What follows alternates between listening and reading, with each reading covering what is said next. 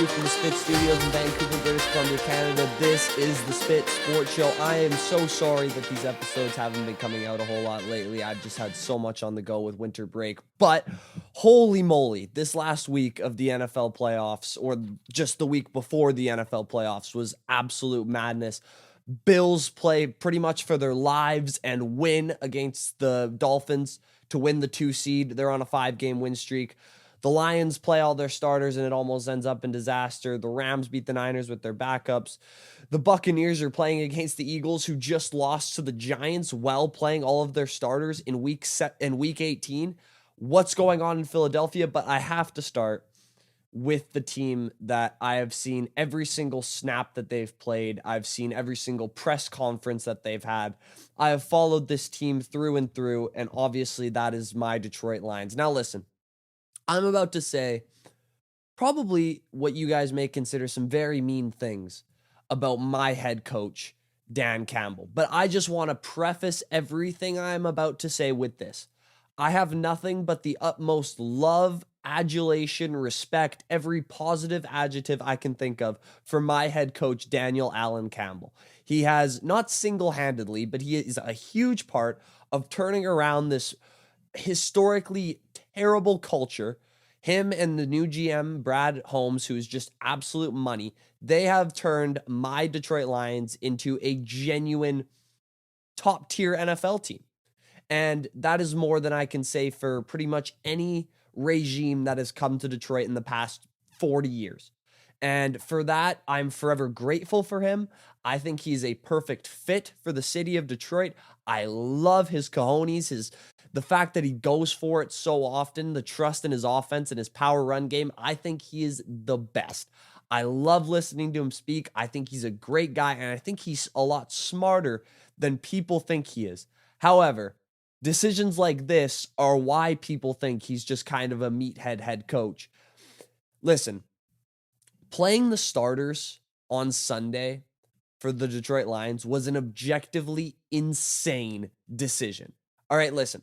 So coming into this game, the only thing the Lions could gain if they won was potentially the 2 seed in the NFC. They were out of sorts for the 1 seed because of that stupid ineligible man penalty, which obviously Decker reported. But anyways, I'm not going to get into that right now because it's an old story. But they could only get that number 2 seed if A, the Cowboys lost to the Commanders, who are just a flat-out train wreck, who everyone knew they were going to fire their head coach after the game. Their quarterback is one of the most sacked in NFL history, the most in the NFL this season. Obviously, the Cowboys are going to beat the Commanders, so they needed that to happen. They needed the Commanders to beat the Cowboys, and they needed Philly to lose to the Giants, who are 5-11 going into this game. Now, that did end up happening. However, if you were to take a bet on which game you thought was going to go the other way, either the Commanders upset the Cowboys or the Giants upset the Eagles, I'd say 99% of people on planet Earth would say the Giants would upset the Eagles, because the Eagles are just in such free fall right now, especially with A.J. Brown getting hurt. Like, I'm serious. When it comes to my playoff predictions, I might pick the Bucs to beat the Eagles just because they might have the worst defense in the NFL right now. They signed 2 veterans in free agency who, I can't lie, I wanted the Lions to sign, but thank goodness they didn't. They signed Shaq Leonard and they signed Kevin Byard. Both are flat out busts. They haven't gotten the pass rush they used to, but this isn't about the Eagles. This is about the Lions. So let's say they get the 2 seed. All right, let's say all of the stars align and the Commanders somehow beat the Cowboys with their starters playing. I don't know how that's going to happen, but imagine they did, and the Giants remain beating the Eagles. Lions get the 2 seed.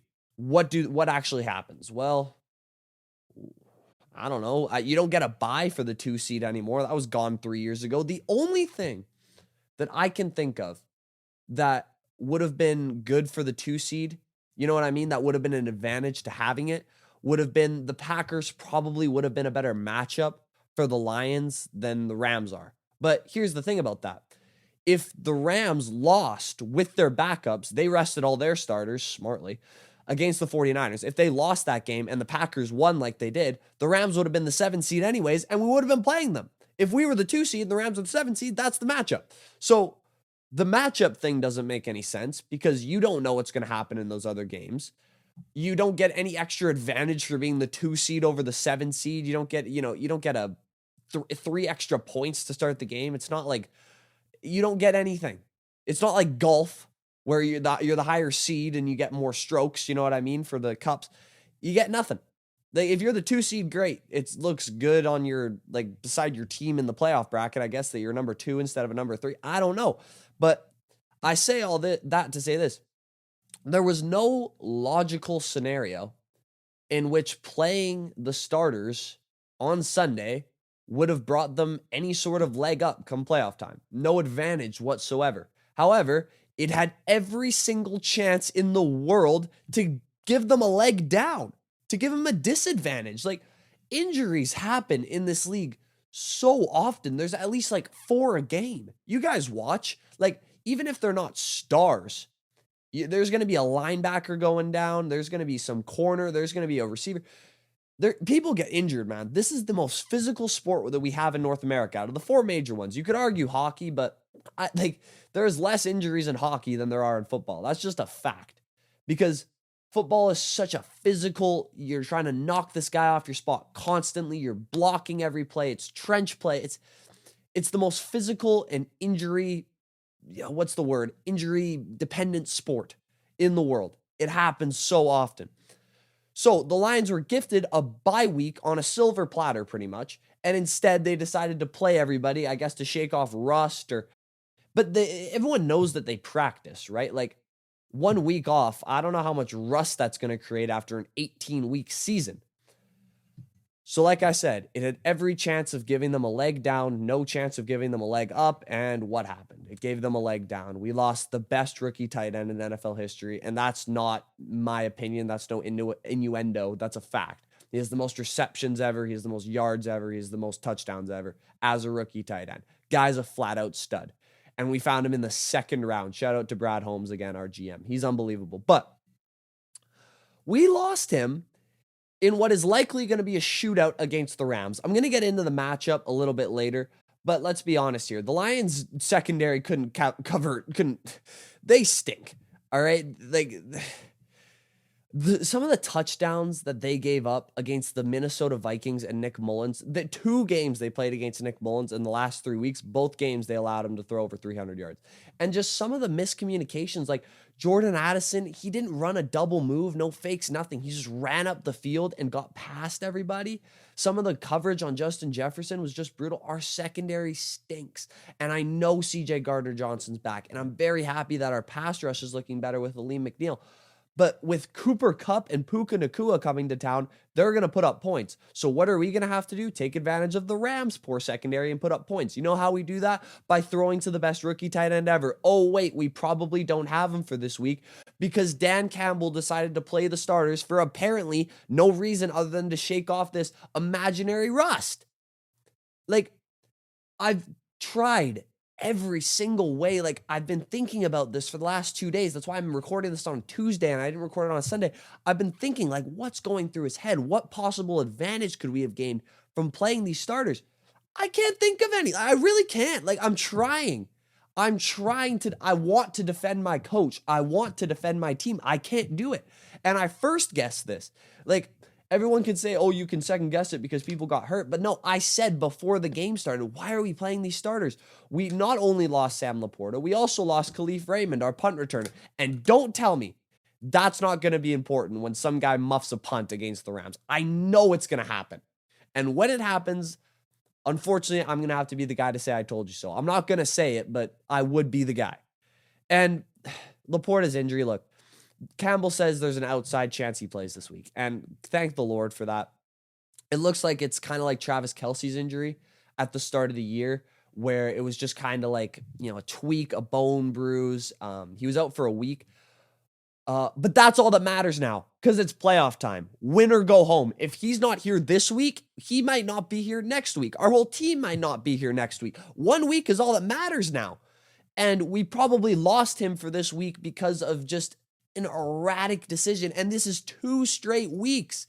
Dan Campbell has made objectively ludicrous coaching decisions. Like against the Cowboys, after that penalty where obviously he reported eligible, gave us 5 yards back. So we're at the 7-yard line. He still went for 2 from the 7-yard line.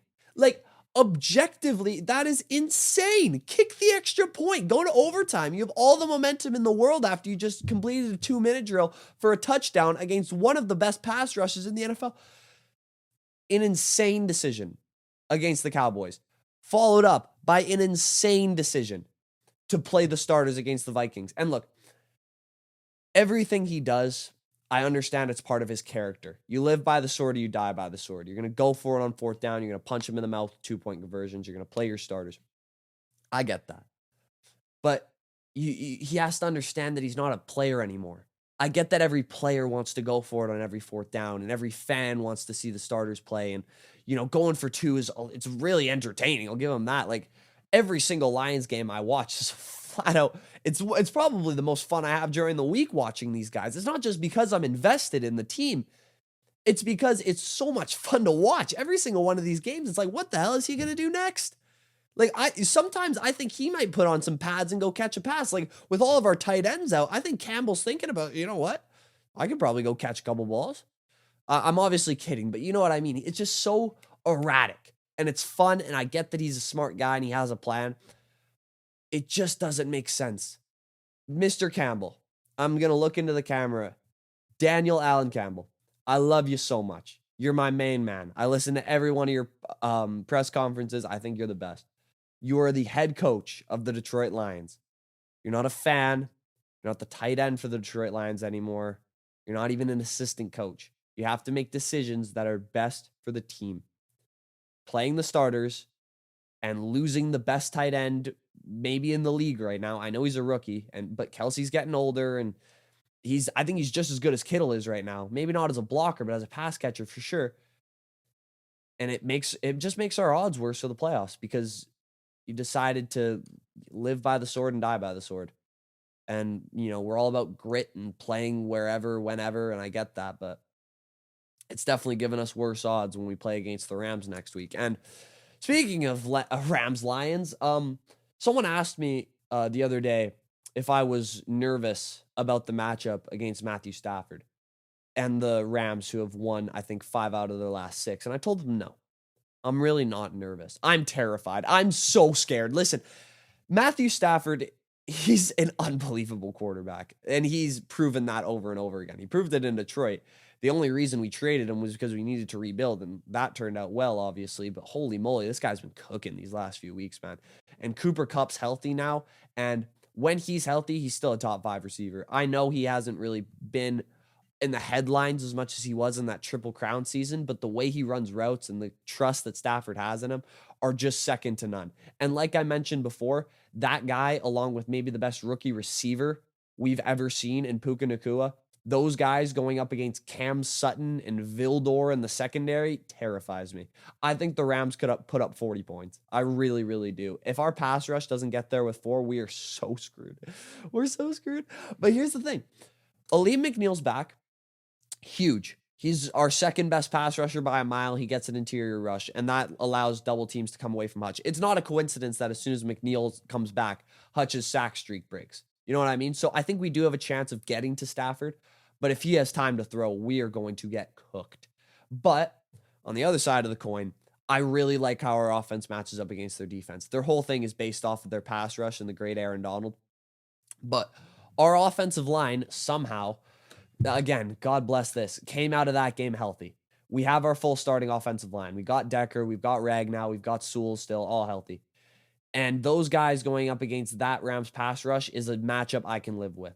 And their secondary can be had. They're very young. They like to jump a lot. They're very similar to the Cowboys in that way. And if Goff can remain patient in the pocket, which only happens if he has time, I think we can get some deep shots going. And I think Amon-Ra is going to be in a matchup nightmare for these guys because they don't really have a good slot corner or a slot corner at all, to be honest with you. Most of their guys are perimeter players. They usually try to put linebackers on slot guys. That's not going to work against number 14. So I think it's going to be a shootout. If Laporta plays, I'll take the Lions by a touchdown. If he doesn't, I'll take the Lions by 3. But I don't feel great about it. And speaking of not feeling great about things, I got to move on to Bills Dolphins because that Tua pick, like as a Miami fan, I could not imagine the feeling of seeing my quarterback throw the 2 seed away like that. And to me, it was a poetic interception. That last one that Tua threw to the corner because of one reason. So the narrative on Tua has always been, if Tyreek and Jalen Waddle aren't playing like two of the best 10 receivers in football, in Tyreek's case, the best receiver in football, he has no chance. He's just kind of a game manager. Well, wouldn't you know it, the play before this interception, Tyreek gets banged up. I don't know exactly what happened. I think it was something to do with his ankle just by the way he was walking off, but he was out for this play.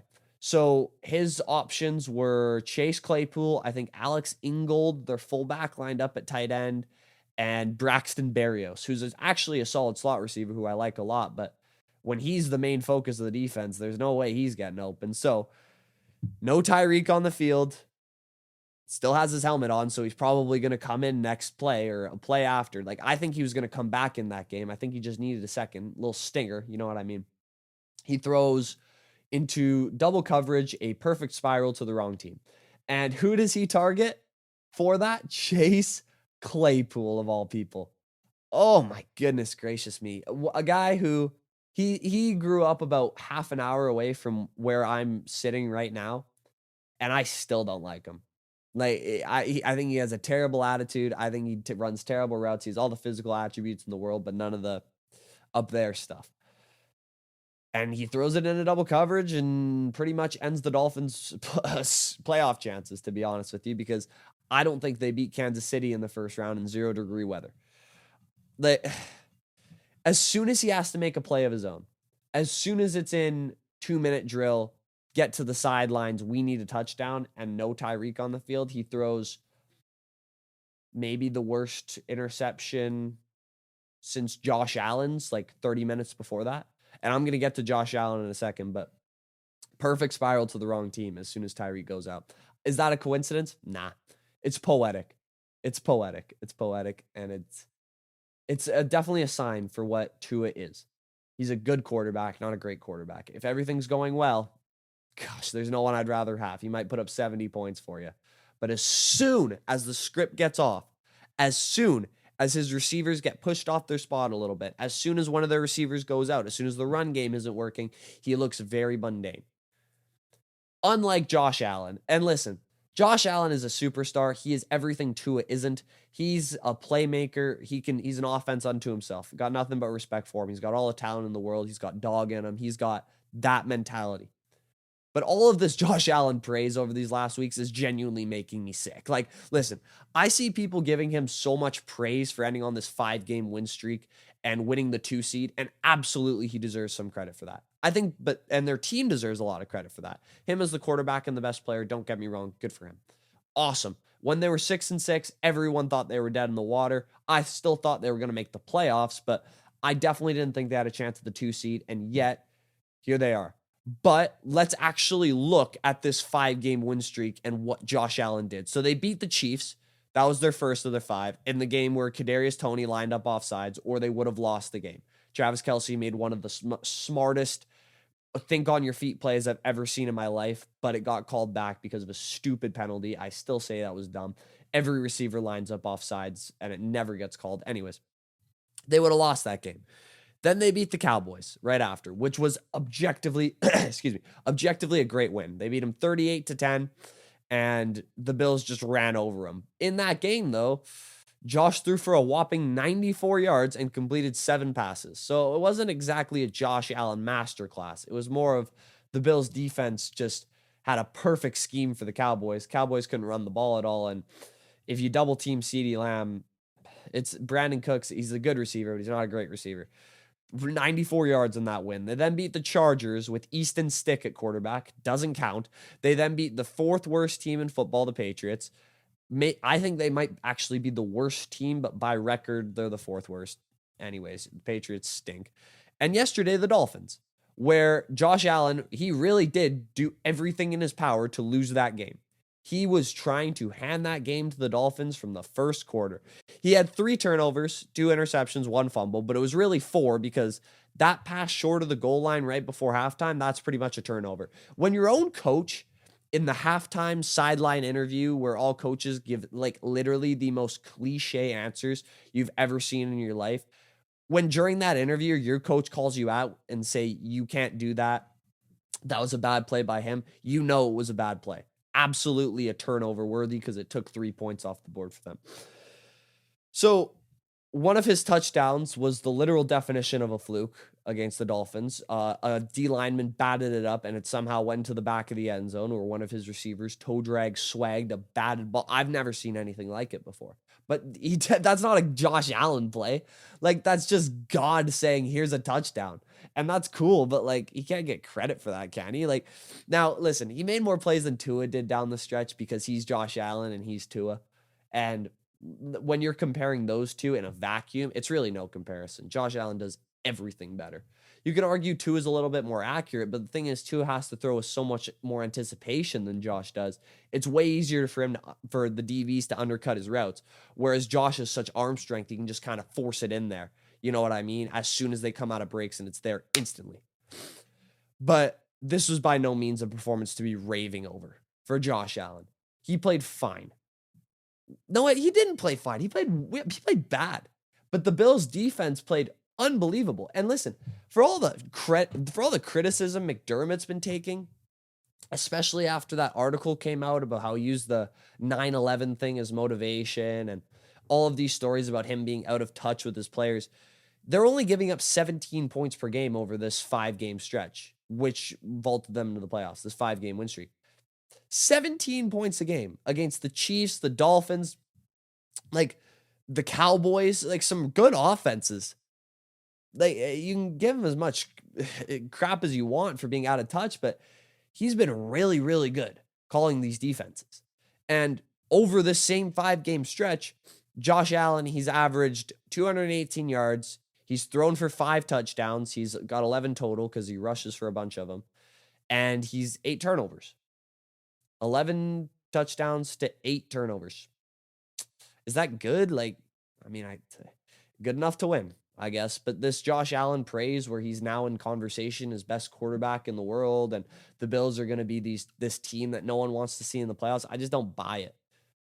He's been fine, and the Bills have been winning. But for gosh sake, please don't be fooled that Josh Allen has been good in this stretch, because he just hasn't. He's been fine. And the Bills are going to be fine. They're going to beat the Steelers and then lose to the Chiefs. It's what's good. Like, sometimes in the playoffs, just everything aligns to where you know what's going to happen. You know what I mean? Obviously, they're going to beat the Steelers with no TJ Watt, but I think that Kansas City cloud looms over them, and they're out in the second round again. Good for them for making the playoffs after 6-6, but not much more than that. Thank you all so much, as always, for listening. It's been way too long since I did one of these. It was so much fun to record. I love making these for you guys. As always, I want to know, who do you guys have winning in the Lions-Rams matchup? Who do you guys have winning in the Houston matchup? Who do you guys have in the Chiefs-Dolphins matchup? I want to know all your playoff predictions. Who do you got going to the Super Bowl? I want to know in the comments below. As always, thank you guys so much for listening and supporting. It always means the world, and I will see you in the next one. Goodbye!